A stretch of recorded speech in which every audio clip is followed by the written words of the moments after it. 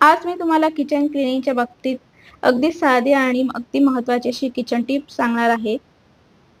कपामध्ये चहा गाळून झाल्यानंतर लगेचच जी पातेली असते त्याच्यामध्ये मी पाणी भरून घेते. जर लवकर पाणी भरलं नाही तर बऱ्याच वेळानंतर जर आपण जी पातेली आहे ती घासायला गेलो तर ती कडक होते आणि मग ती घासायला वेळ लागतो. तर हे सगळं अव्हॉइड करण्यासाठी मग मी पातेलीमध्ये पाणी भरून ठेवते. म्हणजे घासताना मला जास्त मेहनत घ्यावी लागत नाही. त्याचप्रमाणे जर गॅस ओट्यावरती चहाचे डाग पडवू नयेत असं जर तुम्हाला वाटत असेल, तर तुम्ही छोटासा ट्रे घ्या आणि मग त्यामध्ये कप ठेवा.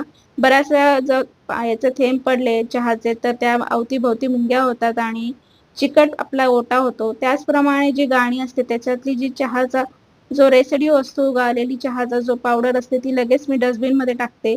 जर तशीच राहू दिली तर ते कडक होतं आणि जे चहाच्या गाळणीचे जे छिद्रे असतात त्यामध्ये ती घाण अडकून आपली गाळणी लवकर खराब होते. त्यानंतर चहा वगैरे पिऊन झाला की लगेच जी भांडी आहे ती आवरून घेते.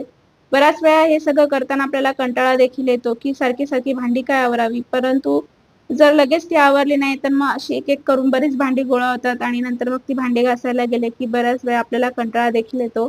त्यामुळे मग मी काय करते नेहमी जसजशी भांडी निघत जातात तसतशी मी ती घासत जाते.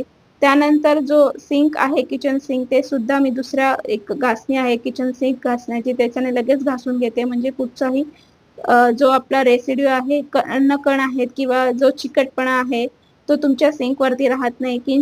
आपलं जे सिंक आहे ते नेहमी चमकतं आणि कुठलाही त्याच्यातनं घाणेरडा वास येत नाही. नेहमी स्वच्छ राहतं. त्यामुळे मग लगेचच कोणतीही भांडे घासून झाले, की मी किचन सिंक लगेच घासून घेते. त्याचप्रमाणे जर पाण्याचे डाग किंवा पाणी ओट्यावरती पडलं असेल, ते देखील मी स्वच्छ कापडाने पुसून घेते. म्हणजे कुठलेही पाण्याचे डाग तुमच्या ओट्यावरती पडत नाही. त्याचप्रमाणे जी गॅस शेगडी आहे, मग ती चहा झाल्यानंतर, ब्रेकफास्ट झाल्यानंतर किंवा 2 वेळचं जेवण बनवल्यानंतर लगेचच ती शेगडी जी आहे ती पुसून काढते. बऱ्याच वेळा आपण स्वयंपाक करताना काही अन्नाचे कण त्यावरती पडलेले असतात आणि ते तसेच राहू दिले तर किडे होतात. आणि मग मुंग्या आणि कॉकरोच होण्याची शक्यता असते. त्यामुळे मग मी किचन ओटा आणि गॅस शेगडी जेवढी स्वच्छ ठेवण्याचा प्रयत्न माझा असतो, म्हणजे माझ्या किचन हे नेहमी स्वच्छ नीटनेटकं राहतं. कुठल्याही प्रकारच्या मुंग्या आणि कॉकरोच माझ्या किचनमध्ये होत नाही. नमस्कार.